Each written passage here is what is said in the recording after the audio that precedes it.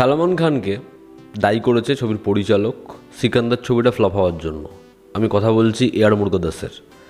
তার লেটেস্ট একটা পডকাস্ট অনেকেই হয়তো দেখেছো, না দেখে থাকলে দেখো, ভারতবাজ রঙ্গনের সাথে। আমি তার কিছু ক্লিপিংস দেখলাম, তার স্টেটমেন্ট কিছু পড়লাম। মুরুগাদাস সে দায়ী করেছে সালমান খানকে, ল্যাঙ্গুয়েজকে এবং আরও অনেকগুলো বিষয়। তো সেটা নিয়ে প্রথমে আগে বলে দিই তোমাদের সে কী বলেছে। সে বলেছে এই ছবিটা সিকান্দার তার খুব কাছের ছবিটা যেরকম লেখা ছিল, যেরকম প্ল্যান ছিল, সেরকমভাবে এক্সিকিউট হয়নি। তার প্রাইমারি রিজন হচ্ছে ছবিটার ম্যাক্সিমাম পোর্শন তারা গ্রিন স্ক্রিনে শ্যুট করেছে। সকালের যে পোর্শন সেগুলো রাতে শ্যুট করতে হয়েছে, কারণ সালমান খান সন্ধ্যে 8টার সময় সেটে ঢুকতো। এবং ধরো ছবিতে কোনো চাইল্ড অ্যাক্টর রয়েছে, তো সেই বাচ্চাগুলো স্কুল থেকে ফেরার পরে বসে থেকে থেকে ভীষণভাবে টায়ার্ড হয়ে যেত, যে কারণে ছবির যে মুডটা সেটাই না, মানে এনার্জিটা যেরকমভাবে কাজ শুরু হওয়ার কথা হতো না, সব কিছুই খুব শিডিউল ওয়াইজ ঘেটেছিল। তো ছবিটাকে ঠিকমতো এক্সিকিউট করা যায়নি। এর আগে সে যখন গজনি বানিয়েছে, যেহেতু সে অরিজিনাল ছবিটা করে ফেলেছিল আগে সূর্যার সাথে, সে যখন হিন্দিতে সে রিমেক করছে তার কাছে ফুল কন্ট্রোল রয়েছে। এবং একই জিনিস হলিডের ক্ষেত্রে, তো যেই জিনিসটা সিকান্দারের ক্ষেত্রে হয়নি। ল্যাঙ্গুয়েজটা একটা বড় ব্যারিয়ার। যখন ছবিটা হিন্দিতে করছে, এই ছবিটার যে পরিভাষাটা সেটা বদলে যাচ্ছে। সে সম্পূর্ণ বিষয়টা যেরকম ভাবছে, যেরকম ভেবেছে, সেরকমভাবে জিনিসটা দাঁড়াচ্ছে না। এবং সালমান খানের সাথে কাজ করা কঠিন। এই জিনিসপত্রগুলো তার স্টেটমেন্ট দেখলে, তার কনভারসেশনটা শুনলে আপনারা পরিষ্কার বুঝতে পারবেন। এবার এটা নিয়ে আমার যেটা বক্তব্য সেটা হচ্ছে, আজকে সিকান্দার ছবিটা দুদিন আগে ফ্লপ হয়নি, 2-3 মাস আগে এসে ছবিটা বক্স অফিসে ফলাফল করতে পারেনি, ছবিটা ফ্লপ হয়ে গেছে। এই ছবিটার লেখাটা কি ভালো, ছবিটার যে স্ক্রিন প্লে সেটা কি ভালো? আমি মানলাম সালমান খানের দোষ ছিল। ছবিটার স্ক্রিন প্লে কি ভালো? তাহলে আপনি দেখবেন ছবিটার স্ক্রিন প্লেতে কোনো দমই নেই। সালমান খান ছাড়ুন, সত্যরাজ ছবির যে অ্যান্টাগনিস্ট, সে তো টাইম দিয়েছে, সে তো ভালো অ্যাক্টর। সালমান ছাড়াও তার তো ইন্ডিভিজুয়াল বহু সিন রয়েছে। সেই সিকোয়েন্সগুলো, সেই চরিত্রটা কোথায়? কিশোর, সে তো খুব ভালো অ্যাক্টর। কিশোর ছবিতে এস্টাবলিশ কোথায়? এই যে আজকে সালমান খানের অ্যাগেনস্টে এরকমভাবে বলে দেওয়া, যখন ছবিটা রিলিজের ঠিক দোরগোড়ায় সেই সময় সালমান আমিরের সাথে একটা পডকাস্টে এসেছিল এআর মুরুগাদাস। তখন আমিরের থেকে Salman better actor, emotional scene Salman better করতে পারে, তার যে চোখ সেটা খুব এক্সপ্রেসিভ। এই স্টেটমেন্টগুলো এআর মুরুগাদাসের, ঠিক আছে? আর আজকে ছবিটা 3 মাস পর ফ্লপ হওয়ার সব ব্লেম সালমান খানের। আরে মনে রাখতে হবে সালমান খানের বয়স কত হয়েছে। আজকে এই স্টেটমেন্ট রজনীকান্তের আগেনস্টে দিতে পারবে? আজকে এই স্টেটমেন্ট দিতে পারবে মহেশবাবুর আগেনস্টে? স্পাইডার তো ফ্লপ হয়েছিল, দিতে পারবে যে মহেশবাবু পারফরমেন্স ভালো দেয়নি? বিজয়ের আগেনস্টে দিতে পারবে? মুরুগাদাস খুব ভালো একজন পরিচালক, তাকে আমি রেসপেক্ট করি, বাট সে লাস্টের দিকে যেরকম ধরনের কাজ করছে, তার আপকামিং ছবি শিবকার্তের সাথে খুব ভালো হতে পারে। কিন্তু এই যে স্টেটমেন্ট, এটা তো একদম ঠিক নয়। যখন সে জানে যে ল্যাঙ্গুয়েজ একটা বড় ব্যারিয়ার, তখন সে কেন ছবিটা করছে? যখন সে দেখছে এক্সিকিউট হবে না, হচ্ছে না, কেন সে করছে?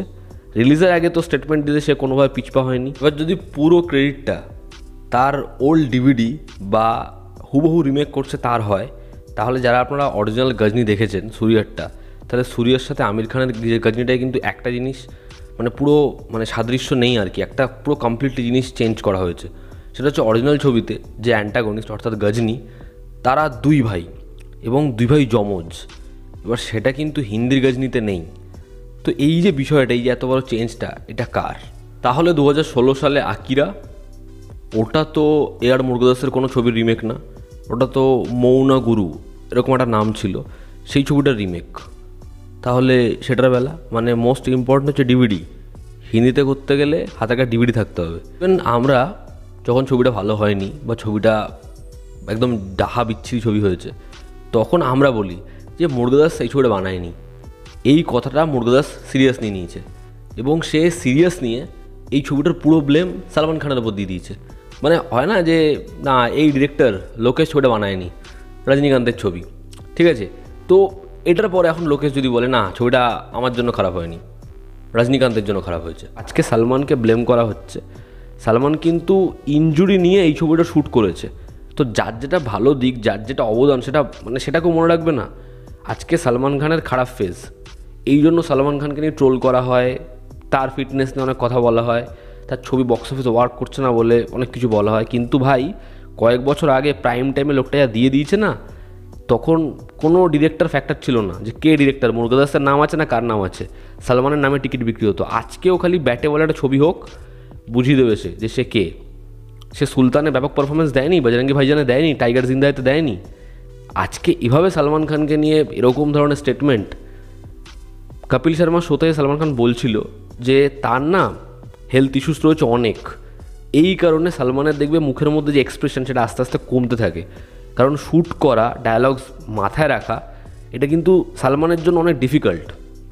সালমানের বহু ছবিকে, সিকান্দারকে আমি খুব খারাপ বলেছি, খুবই খারাপ বলেছি, কিন্তু এই যে আজকে এরকম ব্যাপারটা ব্লেম গেম খেলা, এই যে একটা ভিকটিম কার্ড খেলা, এটা মানে বাচ্চারা করে এই জিনিসপত্রগুলো। এআর মুরগাদাস যেভাবে সালমান খানকে নিয়ে বলেছে, যেরকমভাবে জিনিসপত্রগুলো এখন দাঁড় করাচ্ছে, যে নিজের পিওভিটা, নিজের দিকটা খুব পরিষ্কার করছে, নিজের যেহেতু ছবি আসছে সেই কারণে, মানে এটা খুব খুব বাজে জিনিস, খুব বোকা বোকা এটা।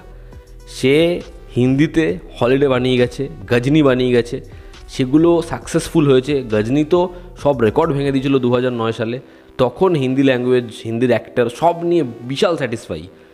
সিকান্দারের আগে অবধি তার যা ইন্টারভিউস, যা স্টেটমেন্ট, এবং এখন যেরকম ধরনের কথা বলছে, এগুলো খুব খুব মানে দোগলাপন্থী, খুবই অন্যায়। ঠিক আছে, আজকে বহু লোক সালমান এরকম, সালমান ওরকম, সালমানের আগেনস্ট এরকম অনেক কথা শোনা যায়, কিন্তু যখন একটা ভালো ছবি হয়ে যায় না, তখন এরকম জিনিসপত্রগুলো সব ঢাকা পড়ে যায়। 20 থেকে 30 কোটি টাকা মুরগাদাস তারা ছবির জন্য চার্জ করে, সেখানে ডেফিনেটলি এই ছবিটার জন্য বেশি চার্জ করেছে। তাহলে সেই ছবিটার যে সোল, ছবিটার যে স্ক্রিপ্ট, সেটার মধ্যে কী ছিল? সালমান খানের সব দোষ? ছবিটার পুরোপুরি গ্রিন স্ক্রিনে শ্যুট হয়েছে, এই যে যাবতীয় জিনিসপত্র। ছবির অ্যাকশন ভালো ছিল, সেটা আমাদের হেভি মস্তি দিয়েছে, সেটাও তো ভালো হয়নি। ছবিতেই যে এতগুলো ক্যারেক্টার্স, সেই ক্যারেক্টারগুলো ওয়েল ডেভেলপ ছিল, ওয়েল রিটেন ছিল, সেগুলোও তো ভালো হয়নি। মানে কোনো দিকেই তো ছবিটা খুব ভালো মতো কিছু ফ্লেশড আউট হয়নি যে হ্যাঁ ছবিতে সালমান খান ডাল। গোটা ছবিটাই তো বোগাস। আজকে কবির খানের মতো পরিচালক সালমান খানের সাথে ব্লকবাস্টার দিয়েছে, সেও কিন্তু ফ্লপ ছবি দিয়েছে। আজকে আলী আব্বাস জাফর, তার সাথেও যেমন ম্যাসিভ সাকসেসফুল হয়েছে ছবি, তেমন একটা ছবি মডারেট সাকসেসফুল হয়েছে। বাট কেউ এরকম ধরনের স্টেটমেন্ট দেয়নি। হ্যাঁ, সালমান খানকে নিয়ে এরকম প্রত্যেকটা কথা কথিত আছে যে সে নিজের মনমানি করে, সে সেটে দেরিতে পৌঁছায়। তা বলে এই একটা ছবি খারাপ হওয়ার জন্য সব দোষ সালমান খানের, এটা আমার মনে হয় একটা ছবি খারাপ হওয়ার মানে প্রাইম রিজন হতে পারে না, কখনো হতে পারে না। ছবির তাহলে লেখনই ভালো হতো, সেটা তো সুস্পষ্ট ছবি দেখার সময় বোঝা যেত। হ্যাঁ, ছবি লেখা ভালো হয়েছে, বাট একটা এফর্ট দেয়নি। আজকে তারা মানে সে যে ইন্ডাস্ট্রিতে কাজ করে, তামিল ইন্ডাস্ট্রির ডিরেক্টর, সেখানেও তো সে ফ্লপ দিয়েছে। সেখানে একজন হিরোর আগেনস্ট এটা বলতে পারবে না। আজকে দরবার নিয়ে যখন সে বলছে, তখন সে স্টেটমেন্ট দিচ্ছে রজনীকান্তের ফ্যান্সরা তার থেকে ওরকম ধরনেরই ছবি চায়, ওটাকে বারবার মানে একই জিনিস, ওটাকেই তাদের সুপারস্টার ওরকমভাবে প্রেজেন্ট করা, ওটা একটু কঠিন হয়ে যায়। আজকে যখন এরকম কোনো স্টেটমেন্ট রজনীকান্তকে নিয়ে দেবে, তামিল অডিয়েন্স না পুরো কুচিয়ে দেবে। বা আজকে যখন এরকম কিছু মহেশবাবুকে নিয়ে বলবে, তেলেগুর অডিয়েন্স পুরো একদম ওই রাপ্পা করে কাটবে। ঠিক আছে, কিন্তু সালমান খান একেই খারাপ ফেজে আছে লোকটা, বহুদিন ধরে তার ছবি ব্যাটে বলে হচ্ছে না। তাই আমার এই ছবিটা খারাপ হওয়ার জন্য, যেহেতু নতুন ছবি আসছে, সেই ছবির জন্য অডিয়েন্সকে বোঝাতে হবে যে না বস, আমি নোলানের ছবি দেখে টুকে ঘুরিয়ে ঘাড়ি ছবি বানাই না, আমি ভীষণ ইন্টেলিজেন্ট। তাই জন্য আমি কী করব, আমি তাই সব দোষ সালমানের আগেন্সে দিয়ে দেবো। কিন্তু ছবিটা রিলিজের আগে আমি যে স্টেটমেন্টগুলো দিয়েছিলাম, আমি যেরকম জিনিসপত্র বলেছিলাম, সালমানকে আমিরের থেকে বেটার বলেছিলাম, ওগুলো লোকের মনে রাখবে না, লোকের সোশ্যাল মিডিয়া দেখে না। ঠিক আছে, সিকান্দার কী হতে পারে, আমার অনেক দিনের গল্প, এই ছবিটা আমার ড্রিম প্রজেক্ট, তখনও স্টেটমেন্ট দিয়েছিলাম, আজকেও দিচ্ছি, কিন্তু আজকে একটা হেরফের আছে। আজকে বলে দিচ্ছি সেটা ওয়েল এক্সিকিউট হয়নি আমার দ্বারা, তার কারণ ছবির ল্যাঙ্গুয়েজ অন্য ছিল। ছবিটা আমি যেরকম প্ল্যান করেছিলাম ওরকমভাবে শ্যুট করতে পারছিলাম না, পুরো ছবিটাই গ্রিন স্ক্রিনে করছিলাম। ভাই, যখন এত সমস্যা ছিল, ছবিটা বানানোর দরকারই ছিল না। এই ছবিটা যখন কাজ হচ্ছিল, তখন সালমান খানের কিন্তু লাইফে একটা বড় থ্রেট ছিল, সেটা এখনও আছে, বাট সেটা কোন জায়গাতে ছিল ভাবুন। যখন লোকেশ কানাগরাজ সে একটা ইন্টারভিউতে সে এটা বলে না যে লিওর ব্যাক স্টোরিতে গণ্ডগোল ছিল, সেটা মানে প্রপারলি দেখানো যায়নি, বা পার্টিকুলার ওই ছবিটা 50-50 ফিল্ম, ওটা আমার পুরোপুরি ছবি নয়। ছবিটা সাকসেসফুল হওয়ার পরেও যখন বলছে, ভালো লাগে শুনতে, মনে হয় যে লোকটা অনেস্টিদি কথাটা বলছে। তারপরেও সে রদ্দি ছবি বানাতে পারে, ভালো ছবি বানাতে পারে, যা ইচ্ছা হতে পারে, বাট এটা সে অ্যাকসেপ্ট করছে। এরকম খুব কম লোক আছে, মানে আরও অনেকেই ডেফিনেটলি আছে, যারা নিজেদের যে ভুলটা, তার জন্য নিজেদেরকে দায় করে। ঠিক আছে, অনির্বাণ ভট্টাচার্য সে একবার একটা স্টেটমেন্ট দিচ্ছিল, তার একটা ছবি দেখার সময় বলছিল, এই ছবিটার যা ভালো লাগবে তা আমাদের সবার, আমাদের টিমের ক্রেডিট।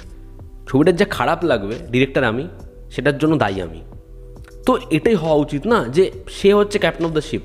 সালমানের অনেক ফ্লস থাকতে পারে, তবে তার মধ্যে ভালো দিকও আছে। এই ছবিটা যখন শ্যুট করছিল সিকান্দার, তখন সে খুব বাজেভাবে ইনজোর্ড ছিল, কিন্তু ছবিটার প্রোডাকশন আটকে যাবে বলে সে ছবিটায় কাজ করেছে, এবং এই বিষয়টা প্রত্যেকে স্বীকার করে। ঠিক আছে, তার একটা বিভৎস বাজে হেলথ ইস্যুস রয়েছে, তা সত্ত্বেও সে কিন্তু ডেলিভারেটলি কাজ করছে। কালকেই যখন সালমানের বাজারটা ঘুরে যাবে না, তখন এরকম ধরনের স্টেটমেন্ট বা এরকম ধরনের কেউ কিছু বলার সাহস দেখাক এরকম কিছু। মুরগাদাস তার যদি এই আপকামিং ছবিটা না চলে, তখন সে কাকে দায় করবে? যদি সেই ছবিটা রদ্দি হয়, কাকে দায় করবে? আজকে দরবার খারাপ হওয়ার জন্য কার রিজন? যে রজনীকান্তের? মানে সেটার লেখনই খারাপ ছিল না? মানে খুব খুব জঘন্য, খুব মানে ঝাঁটের মতো স্টেটমেন্ট। এই ছিল আমার ওপিনিয়ন।